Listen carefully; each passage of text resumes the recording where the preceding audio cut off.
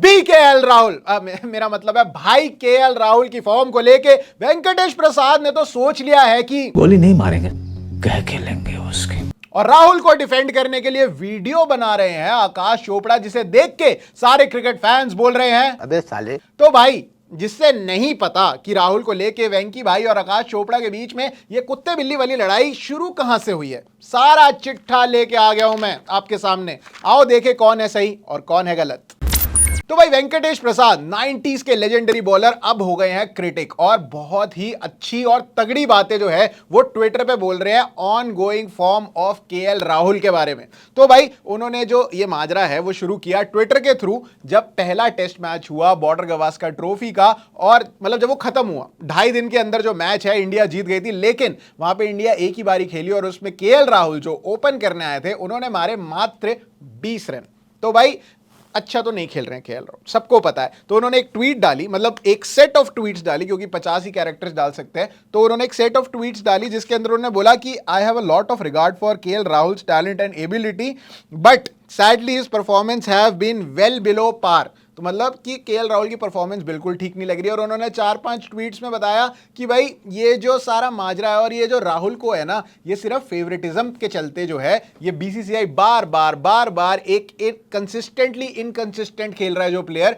उसको लेके आई जा रही है। तो बहुत सारी ट्वीट्स जो है ये आपकी स्क्रीन पे भी आ रही है, तो ये उन्होंने डाली, जो कि बिल्कुल ठीक बात, ऑन पॉइंट बात बोली, जो कि हम 6 महीने से बोले जा रहे हैं, लेकिन हम तो भाई कौन है ना, हम अनकट वालों की बात कौन सुन रहा है। लेकिन वेंकटेश प्रसाद तो भाई एक बड़ी फिगर है, एक फॉर्मर क्रिकेटर है, उनको तो पता है टीम इंडिया के बारे में, तो उन्होंने ये 4-5 बातें बोली, लेकिन कुछ नतीजा निकला नहीं। पहले टेस्ट मैच के बाद भी सेकंड टेस्ट मैच में जितना भी हमने वीडियोस बना ली हो कि क्या KL राहुल रहेंगे, KL राहुल की फॉर्म फलाना ढिमकाना, सेकंड टेस्ट में भी KL राहुल को लिया गया। तो अब भाई उसके बाद पहली इनिंग हुई और उसमें भाई कुल मिला के राहुल ने मारे 17 रन। तो पहली इनिंग के बाद भाई वेंकटेश प्रसाद का मत्था हुआ थोड़ा भन्नौट, और उन्होंने लिखा 17 रन के बाद, उनके आउट होने के बाद, कि थोड़ा इंग्लिश में लिखा है लेकिन मैं थोड़ा हिंदी रूपांतरण करके बताऊंगा, तो ना थोड़ा मजा आता है, हिंदी में थोड़ा कनेक्ट ज्यादा बैठता है। तो भाई उन्होंने कहा कि and the torrid run continues, मतलब घटिया जो बैटिंग राहुल की चल रही है वो कंटिन्यू है, और जो रिजिडिटी ऑफ द मैनेजमेंट है, कि मतलब ये जो मैनेजमेंट बहुत रिजिड हो रखी है एक ऐसे प्लेयर को खिलाने पे जो कि भाई गंदा ही खेले जा रहा है। और कोई भी टॉप ऑर्डर बैट्समैन जो है वो 20 साल की इंडियन क्रिकेट हिस्ट्री अगर आप निकाल लो तो इतने ज़्यादा टेस्ट जो है वो किसी को भी नहीं खिलाए गए हैं जिसकी एवरेज इतनी कम है बंदे की। और उसके बाद डेलिबरेटली, इससे हो क्या रहा है कि डेलिबरेटली जो कि टैलेंटेड बंदे हैं, चाहे वो शिखर धवन ले लो जिनकी टेस्ट एवरेज 40 से ऊपर है, चाहे मयंक अग्रवाल ले लो जिनकी एवरेज 41 से ऊपर है, या फिर डबल हंड्रेड्स भी है, और जो शुभमन गिल है जो कि बेंच पे बैठ के गर्म करे जा रहे हैं बेंच को, उनको नहीं खिलाया जा रहा है। सरफराज खान जो भाई जो फर्स्ट क्लास क्रिकेट में, पृथ्वी शॉ, ऐसे बंदे हैं जो कि फर्स्ट क्लास क्रिकेट में डोमेस्टिक के अंदर अपना भाई सिक्का जमा रहे हैं और इतना बढ़िया खेल रहे हैं, उनको आप इग्नोर करे जा रहे हो। और हो क्या रहा है इससे भाई, लोगों के दिमाग में ये प्रथा बैठ रही है कि इंडिया के पास टॉप ऑर्डर बल्लेबाज अच्छे हैं ही नहीं।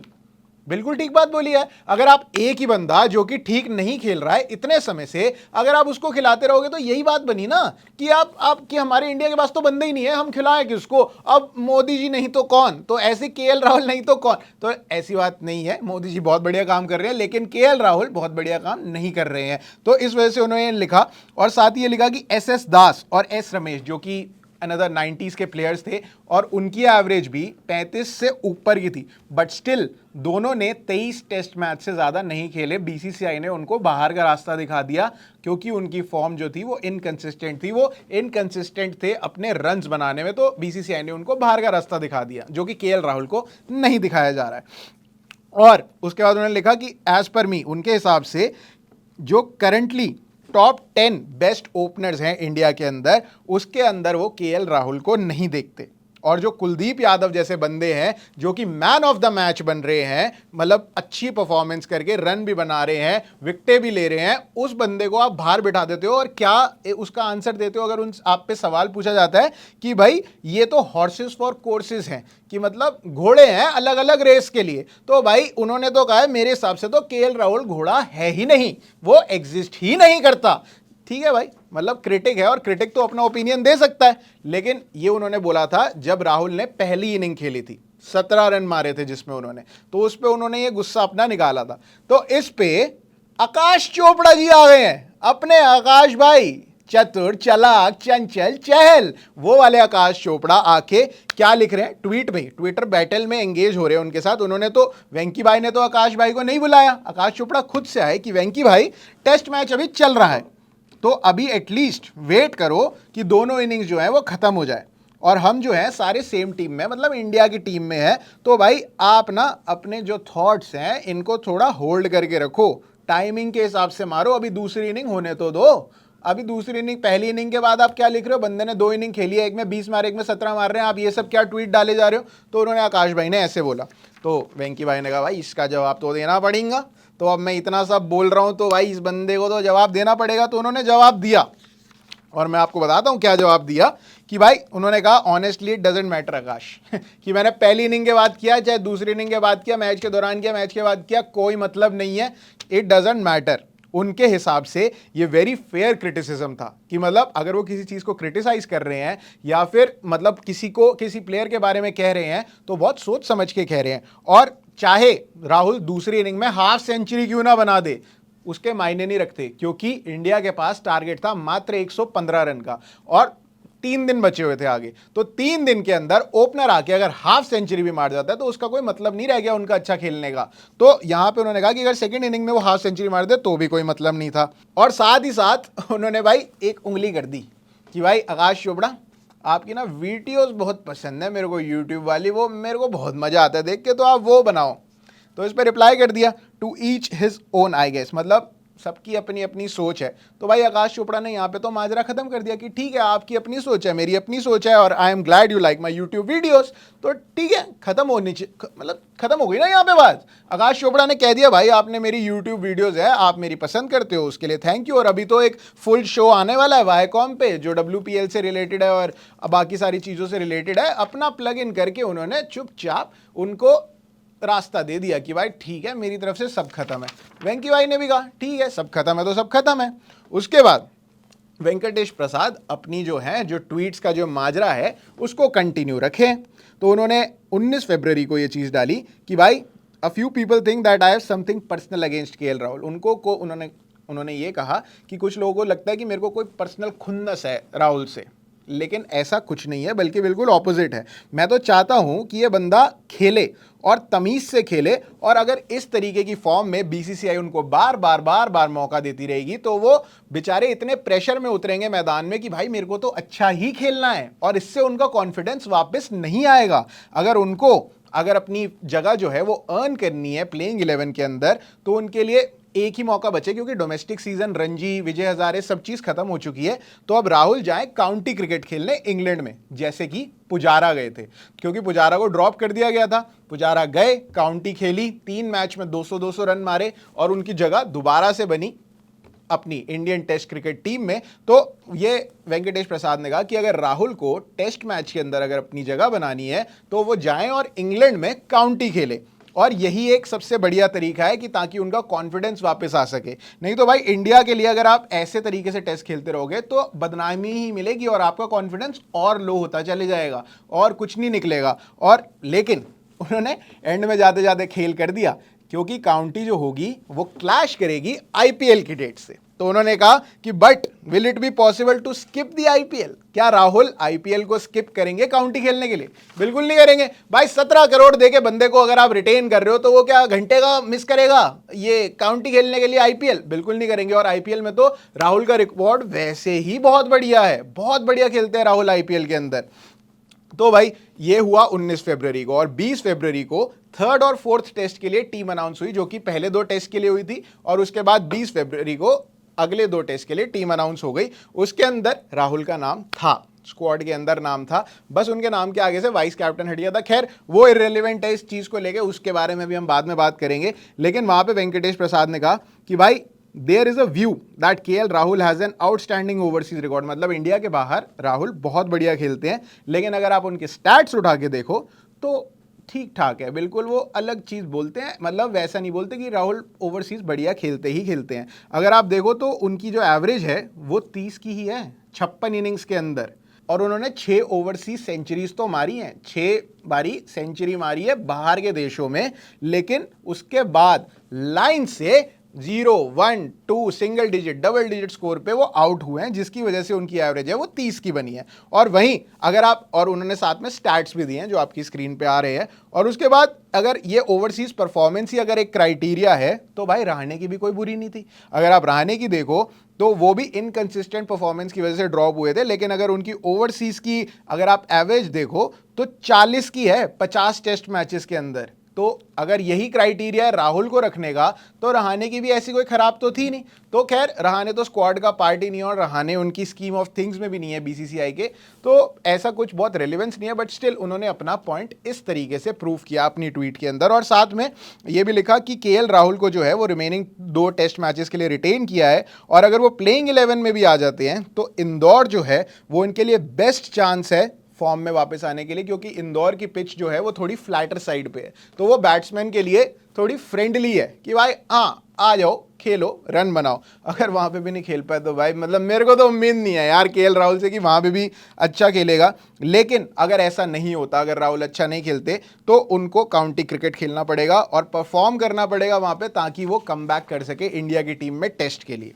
तो ये जो स्ट्रिंग ऑफ ट्वीट्स थी, अब आकाश चोपड़ा पहले वाली ट्वीट के बाद बाहर हो चुके थे, लेकिन नहीं, आकाश चोपड़ा ने क्या किया, एक 13 मिनट की वीडियो बनाई, 12 minute 57 second to be precise, और उसके अंदर भाई हाथ जोड़ जोड़ के वेंकटेश प्रसाद को डायरेक्टली उन्होंने टारगेट किया, इनकी ट्वीट के स्क्रीनशॉट लगाए साथ में, और उन्होंने कहा कि आपने शिखर धवन की बात करी, ये लो शिखर धवन के स्टैट्स, आपने मयंक अग्रवाल की बात करी, ये लो मयंक अग्रवाल के स्टैट्स, केएल राहुल की आपने बात करी, केएल राहुल पिछले 3 साल में 2 ही टेस्ट मैच खेले हैं और 3 इनिंग्स के अंदर उन्होंने कुल मिला के 38 रन मारे हैं, जो कि बहुत खराब नहीं है। और आप 3 साल की ही बात कर रहे हो तो 3 साल में क्या गलत कर रहे हैं। और राहुल द्रविड़ ने भी कहा है कि भाई वो उनको बैक करना चाहते हैं केएल राहुल को, और मैं भी चाहता हूं कि राहुल बहुत ही टैलेंटेड प्लेयर है तो राहुल को बैक करना चाहिए। तो आप जो है ना वो अपना मुंह बंद रखे और आप ये जो एजेंडा जो है, अपना जो एजेंडा है वो ना फैलाएं, अपने एजेंडा को प्रूव ना करें इन ट्वीट से। ऐसा कर करके डायरेक्टली आकाश चोपड़ा ने भाई सुई चुवा दी वेंकटेश प्रसाद के। तो भाई वेंकी भाई कैसे चुप बैठे जब वो इतनी लंबी लंबी और इतनी टू द पॉइंट ट्वीट्स डाल रहे हैं। तो आकाश चोपड़ा की वीडियो उनको बुरी लग गई, तो उन्होंने क्या किया, ट्वीट डाल दी भाई। एक ट्वीट पे ही उनका जवाब दिया जो यूट्यूब वीडियो का, उन्होंने कहा भाई माय फ्रेंड आकाश चोपड़ा।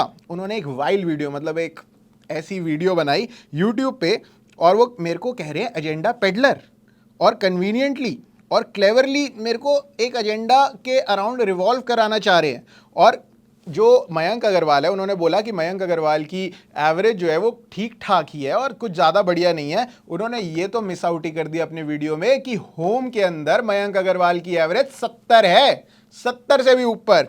तो आप आप वो ला ही नहीं रहे हो, क्योंकि वो आपके नैरेटिव से बाहर है। तो मयंक अग्रवाल की जो ये नैरेटिव, अपने नैरेटिव के अराउंड जो है, बस वो आपने चीज रख ली है और बाकी सब चीज़ों को हटा दिया है।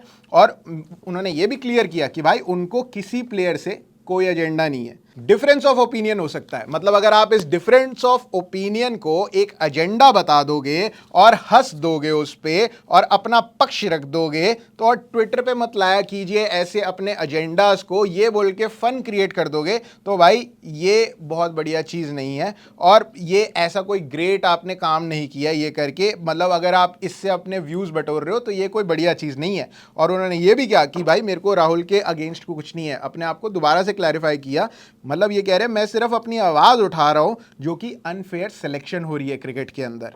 और इतने टैलेंटेड जो बंदे हैं उसके बाद भी आप अनफेयर तरीके से बंदे लाए जा रहे हो, चाहे वो सरफराज है, चाहे वो कुलदीप है, या फिर कितने सारे लोग हैं जो मेरिट के बेसिस पे प्लेइंग 11 का हिस्सा होने चाहिए, वो नहीं रह पा रहे हैं, आप उनको नहीं लेके आ रहे हो। उसके खिलाफ जो है वेंकटेश प्रसाद अपनी आवाज़ उठा रहे हैं। और उन्होंने अपनी सबसे पहली ट्वीट में ये भी कहा था कि बहुत सारे लोग ऐसा नहीं करते क्योंकि उनको डर होता है कि वो बीसीसीआई का कॉन्ट्रैक्ट या फिर कोई आईपीएल गिग जो है वो उनके हाथ से ना निकल जाए अगर वो इतनी कड़वी और इतनी सच्ची बातें बोलेंगे तो। और उसके साथ उन्होंने भाई खोज लिया, उन्होंने कहा ये आकाश चोपड़ा जो मेरे को उल्टा बोले जा रहे हैं कि मैं केएल राहुल के बारे में बोल रहा हूं जो कि सच बोल रहा हूं। उन्होंने आकाश चोपड़ा की एक बहुत पुरानी ट्वीट उठा ली जिसमें आकाश चोपड़ा ने लिखा हुआ है Rahane doesn't make it to the 11 but talented, quotes के अंदर लिखा है टैलेंटेड रोहित शर्मा डज। और रोहित शर्मा उस समय 24 साल के थे और उनको 4 ही साल हुए थे इंडियन टीम में आए हुए।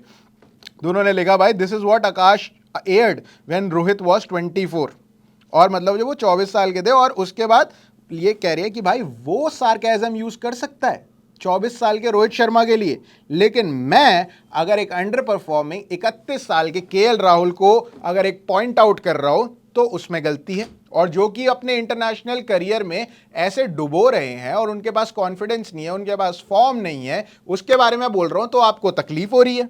और जो ये आर्ग्यूमेंट है ये क्रिटिसाइज करने के लिए नहीं है किसी प्लेयर को, और ऑन गोइंग मैच के अंदर जो आपने बोला कि अगर एक मैच चल रहा है उसके बीच में आप ये सब चीजें क्यों कह रहे हो, तो इससे कोई डिफरेंस नहीं पड़ता, क्योंकि जब मैच चल रहा होता है तो सभी प्लेयर्स के जो फोन है वो रखवा लिए जाते हैं, और प्लेयर्स वैसे भी मैच के बाद ये नहीं देखते कि किस बंदे ने मेरे लिए क्या ट्वीट डाला या किस बंदे ने मेरे स्टैट्स के बारे में क्या क्या बोला है। तो ये सब चीजें यहाँ पे वेंकटेश प्रसाद ने बोला, और उन्होंने आकाश चोपड़ा के लिए भी बोला कि भाई मैं एडमायर करता हूँ कि कितना हार्डवर्क करते हैं आकाश चोपड़ा जो अपने यूट्यूब चैनल के लिए, लेकिन एक डिफरेंस ऑफ ओपिनियन को एजेंडा बुलाना सिर्फ अपने नरेटिव को प्रूव करने के लिए, ये चीज़ गलत है। हम दोनों के बीच में कोई बिटरनेस नहीं है, कोई कड़वाहट नहीं है, लेकिन भाई ये सब चीज़ें एक पब्लिक डोमेन में अगर आप करोगे तो मैं भी पब्लिक डोमेन में आके आपको जवाब दूंगा। आपने यूट्यूब पे वीडियो बनाई, मैंने यहाँ पे ट्विटर पे आके आपको ट्वीट पे उस चीज़ का जवाब दे दिया, जो कि बिल्कुल सही जवाब दिया भाई वेंकटेश प्रसाद ने। तो आकाश चोपड़ा को कहा कि अच्छा, आकाश चोपड़ा ने कहा ठीक है, अब आकाश चोपड़ा बोलने में तो बहुत तेज है, अब जहां पे वेंकी भाई लिखने में बहुत तेज है, आकाश चोपड़ा बोलने में तेज है। आकाश चोपड़ा ने कहा वेंकी भाई messages are getting lost in translation, मतलब आप जो मैसेज कर रहे हो पता नहीं क्या मैं इंटरप्रेट कर रहा हूँ, कोई मतलब इधर उधर हो रहा है मैटर ना, इधर का उधर हो रहा है। तो आप आओ, मैं यूट्यूब पे हूँ, आप ट्विटर पे हो, तो एक वीडियो चैट करते हैं, एक वीडियो कॉल करते हैं और उसको लाइव कर देते हैं। डिफरेंस ऑफ ओपिनियन कह रहे हो ना, तो डिफरेंस ऑफ ओपिनियन ले लो। तो हम एक वीडियो कॉल करते हैं, और आपके पास मेरा नंबर तो है ही, तो इस पे कोई स्पॉन्सर नहीं लाऊंगा, कुछ नहीं करूंगा, एक प्लेन 1-to-1 एक वीडियो कॉल करेंगे, और आपके पास मेरा नंबर है ही, आप मेरे को कॉल करो।